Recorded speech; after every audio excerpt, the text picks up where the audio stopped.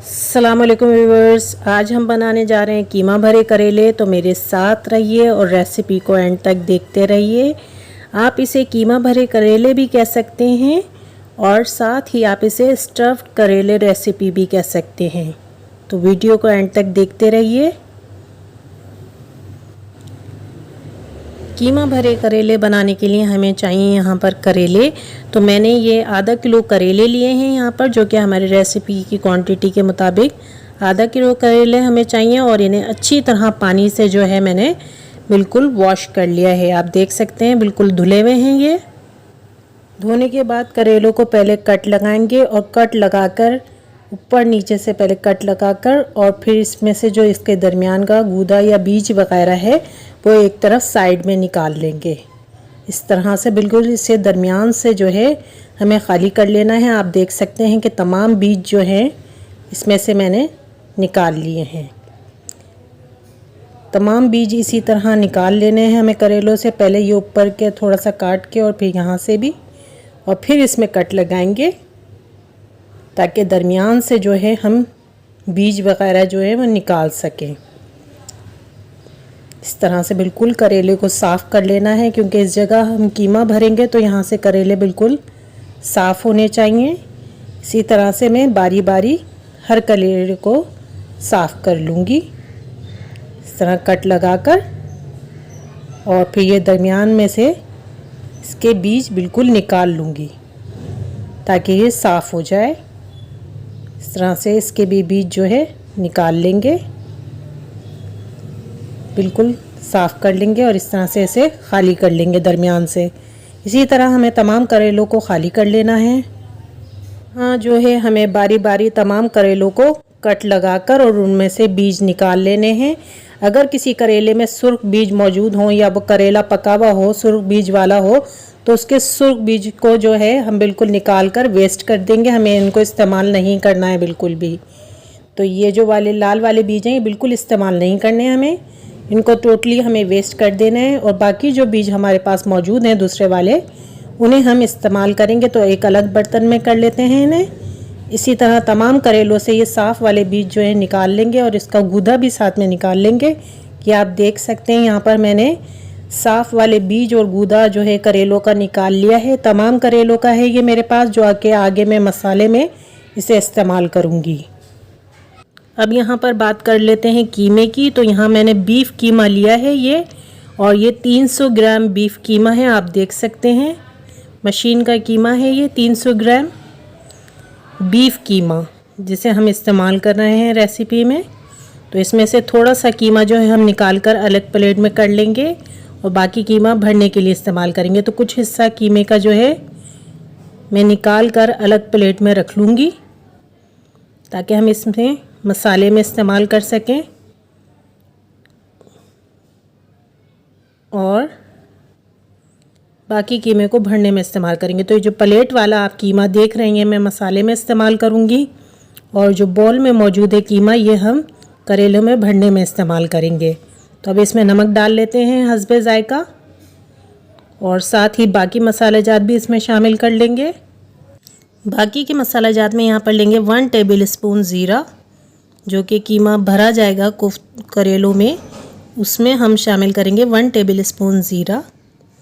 और 1 table spoon हम यहाँ पर लेंगे बेसन। अभी तक मैंने 1 टेबल स्पून डाला है,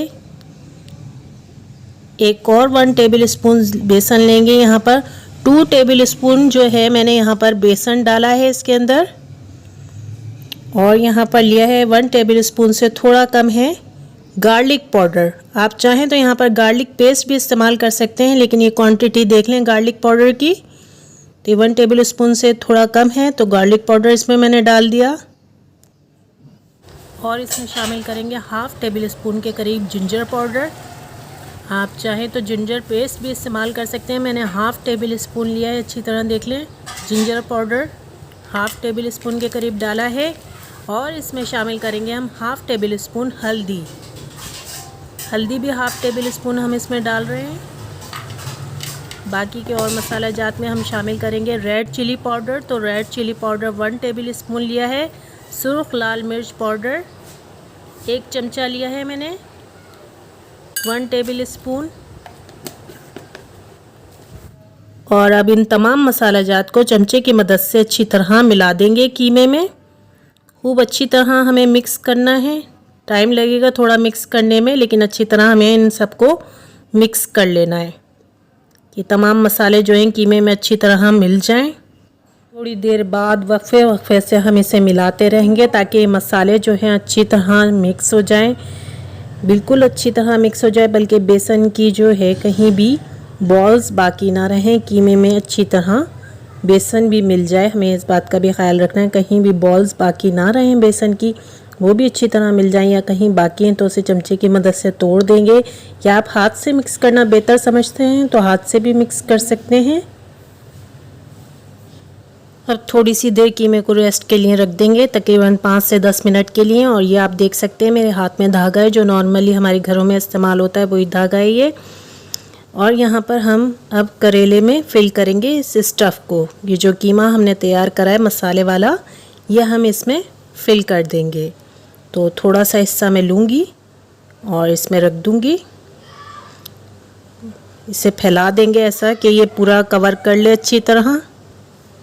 इतना हमें इसे फैला देना है, ज़्यादा मसाला नहीं भरना कि बाहर तक निकले, इतना भरना है बस ये जो अंदर का एरिया है ये कवर हो जाए। और फिर इस तरह इसे धागे की मदद से लिपेट देंगे, ऊपर की तरफ से भी, दरमियान से भी और नीचे की तरफ से भी हमें धागे की मदद से करेले को बिल्कुल लपेट देना है।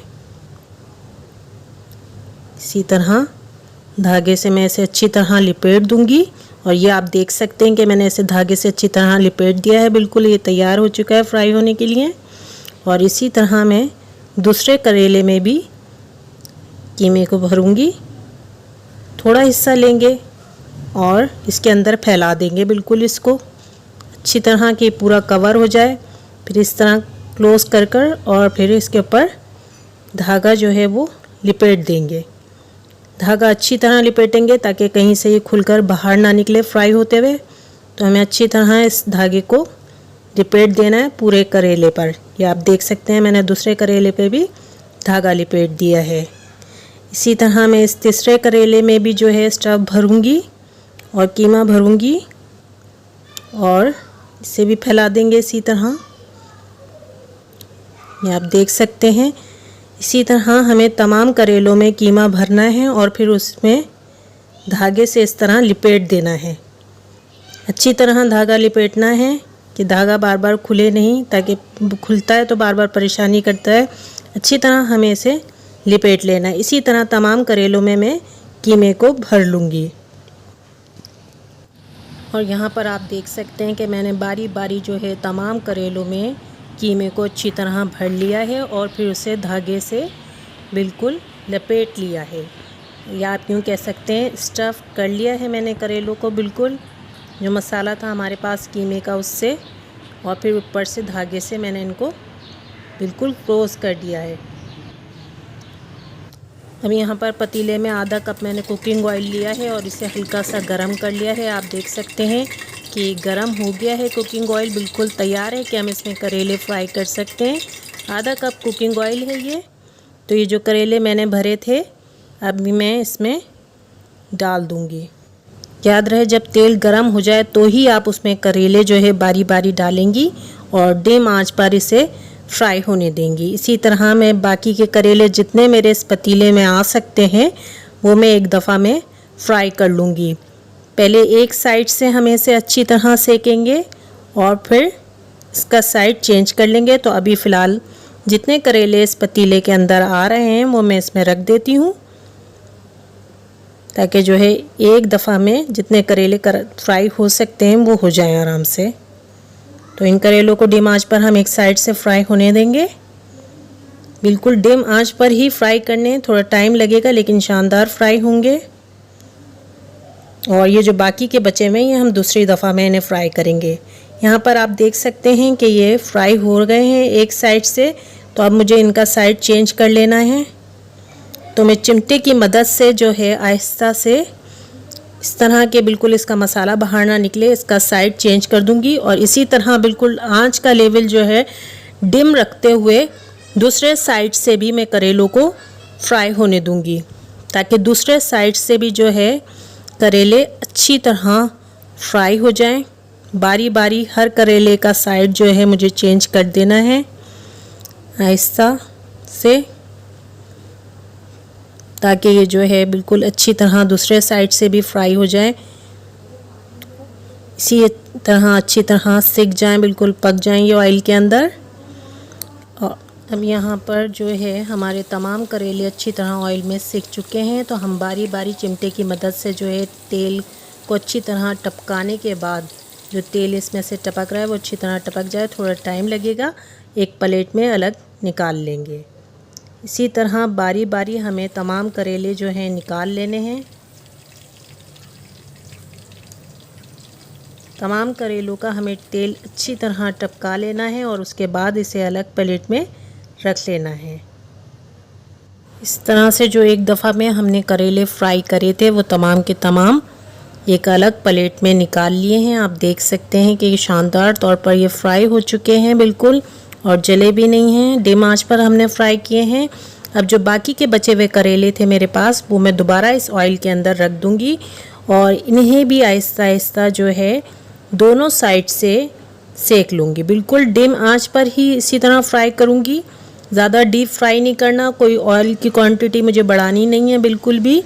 इसी ऑयल के अंदर जो है मैं दोनों साइड से इन करेलों को अच्छी तरह सेक लूँगी और जब ये सिक जाएंगे तो इन्हें भी उस प्लेट में हम बिल्कुल निकाल लेंगे जिनमें हमने पहले करेले निकाले थे। तो यहाँ पर मैंने तमाम करेले फ्राई हुए हुए निकाल लिए हैं। अब करते हैं ऑयल के साथ काम मसाला तैयार करने का। तो यहाँ पर आप गरम मसाला देख सकते हैं मेरे हाथ में, कुछ दालचीनी के टुकड़े, काली मिर्च और एक लौंग मौजूद है जो कि गरम ऑयल में मैंने डाल दिया है। ये वही ऑयल है जिसमें मैंने करेले फ्राई करे हैं, उसका बचा हुआ ऑयल है ये। 1 टेबल स्पून के करीब मैं ज़ीरा डाल रही हूँ इसके अंदर और इस गरम ऑयल में इसे अच्छी तरह सिक जाने दूंगी ज़ीरे को। और साथ ही डालेंगे जो हमने प्लेट में निकाला था कीमा, तो वो कीमा भी इसमें थोड़ा सा फ्राई कर लेंगे। तो जितना भी कीमा था प्लेट में मेरे पास वो सारा मैंने इसमें डाल दिया है और डिम आंच पे मैं इसे ज़रा फ्राई होने दूंगी थोड़ी सी देर। थोड़ा सा टाइम लगाएंगे ताकि ये अच्छी तरह फ्राई हो जाए।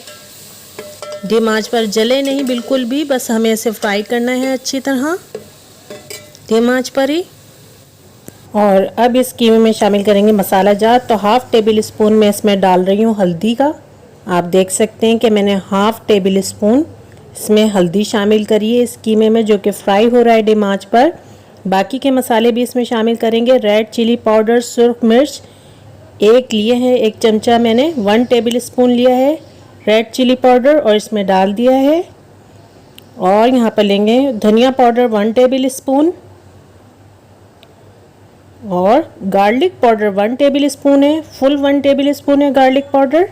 जिंजर पाउडर मैंने लिया है 1/2 टेबल स्पून और इसमें ऑयल में साफ़ कर लेते हैं बिल्कुल चमचे को, जो लग रहा है जिंजर पाउडर वो भी हट जाएगा इसमें से। तो अब इसमें डालेंगे हम जो करेलों के हमने बीज और गूदा वगैरह बचाया था वो साथ साथ इसके अब फ्राई करेंगे। यानी कि पहले तो सिर्फ हम कीमा फ्राई कर रहे थे, लेकिन अब मसालों के साथ और करेलों के बीज और गूदे के साथ भी कीमे को थोड़ी देर फ्राई करना है हमें, चलाते हुए। ये बिल्कुल जले नहीं, हल्का सा इसे हमें डिम आंच पर इसी तरह मसालों के साथ फ्राई कर लेना है ताकि ये बीज वगैरह और गूदा जो है अच्छी तरह फ्राई हो जाए। अब इस मसाले में शामिल करेंगे टमाटर। तो 4 अदद दरमियाने साइज़ के टमाटर जो हैं वो मैंने लिए हैं और इनको कुछ इस तरह से कट कर लिया है, आप देख सकते हैं। अब टमाटर के साथ इस मसाले को जो है मुझे फ्राई करना है चलाते हुए, बिल्कुल चलाते हुए ही हमें इसे फ्राई करना है आहिस्ता आहिस्ता। और ये डिम आंच पर ही फ्राई होंगे शानदार से।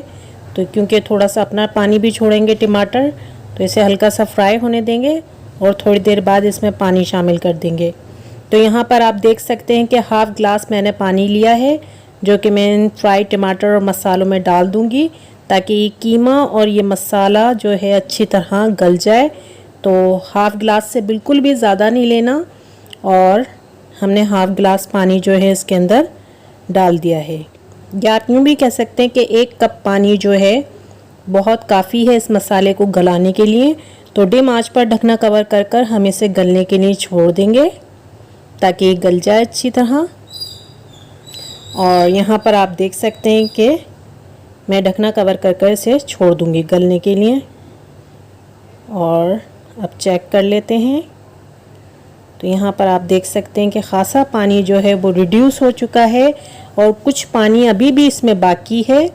तो ये जो थोड़ा सा पानी नज़र आ रहा है, हमें इसी में जो है करेलों को रख देना है ताकि इस थोड़े से पानी के साथ जो है हमारे करेले जो फ्राई हुए हुए तैयार हैं वो गल जाएं। तो अब मैं इस मसाले के अंदर करेले रख दूंगी। और ये फ्राई करेले हैं आपके सामने जो फ्राई किए थे मैंने, बारी बारी इनको जो है लेकर मसाले में सेट कर दूंगी। तो कोई सा भी ले लेते हैं और ये मसाले पर रख देते हैं। ये आप देख सकते हैं मसाले पे आहिस्ता से, बिल्कुल हाथ ना जले, इस तरह से हमें इस पर रख देना है। बारी बारी तमाम करेले जो फ्राई हुए हुए हैं वो मुझे एक साथ ही एक ही दफ़ा में रखने हैं, तो इसलिए गुंजाइश थोड़ी करनी पड़ेगी पतीले में। हालांकि हमने फ्राई तो अलग अलग किए थे, लेकिन इस तरह से आप यहाँ पर देख सकते हैं कि तमाम फ्राई करेले जो हैं मैंने एक साथ पतीले के अंदर बिल्कुल सेट कर दिए हैं ताकि ये एक ही दफ़ा में जो है बिल्कुल गल कर तैयार हो जाए और इनमें शानदार सा मसाले का टेस्ट जो है वो भी आए। तो अब हम इसको ढकना कवर कर कर बिल्कुल डिम आंच पर थोड़ी देर पकने देंगे। कोई साइड वगैरह चेंज नहीं करेंगे, बस भाप में ही ये अच्छी तरह दोनों तरफ से पक जाएंगे। तो मैं अब ढकना कवर कर देती हूँ इसका ताकि अच्छी तरह जो है बिल्कुल पककर तैयार हो जाएं डिम आंच पर। और यहाँ पर आप देख सकते हैं कि करेले जो हैं बहुत अच्छी तरह सिक चुके हैं और पानी भी इसका जो है वो खुश्क हो चुका है। आप देख सकते हैं कि अब मसाला और ऑयल बाकी रह गया है। तो अभी भी मुझे लगता है कि थोड़ी सी कसर है, तो मैं इसके नीचे तवा लगा दूंगी और दोबारा से इसको डिम आंच पर थोड़ी देर पकने दूंगी। तो थोड़ी देर मैंने अभी पकाने के बाद आप देख सकते हैं कि ये शानदार तौर पर बिल्कुल सर्व होने के लिए तैयार हैं। हमारे कीमा भरे करेले या स्टफ करेला रेसिपी बिल्कुल रेडी है आपके सामने। तो जल्द ही इसे हम डिश आउट कर लेंगे। चूल्हा बिल्कुल मैंने इसका बंद कर दिया है ताकि ये थोड़ा सा ठंडा हो जाए और हम इसे आसानी से डिश आउट करें। तो बारी बारी करेलों को निकालेंगे बहुत एहतियात के साथ कि टूटे नहीं। डिश आउट करते हुए भी इस बात का ख्याल रखना है और बारी बारी इस तरह डिश में रख देंगे। बहुत एहतियात से डिश आउट करने हैं आपने। तो ये जनाब तैयार बिल्कुल कीमा भरे करेले यानी कि स्टफ करेले रेसिपी बिल्कुल रेडी है आपके सामने, जो कि होम स्टाइल में तैयार की है मैंने। और जब आप इसे ट्राई करेंगे तो यकीनन आपको भी बहुत अच्छी लगेगी। आप कीमा भरे करेलों को या स्टफ करेलों को नान के साथ, चपाती के साथ ट्राई कर सकते हैं, एंजॉय कर सकते हैं। और उम्मीद है आपको मेरी रेसिपी पसंद आई होगी। अगर रेसिपी पसंद आई है तो लाइक कीजिए, शेयर कीजिए और कमेंट्स में अपनी राय का इजहार ज़रूर कीजिए। Thanks for watching.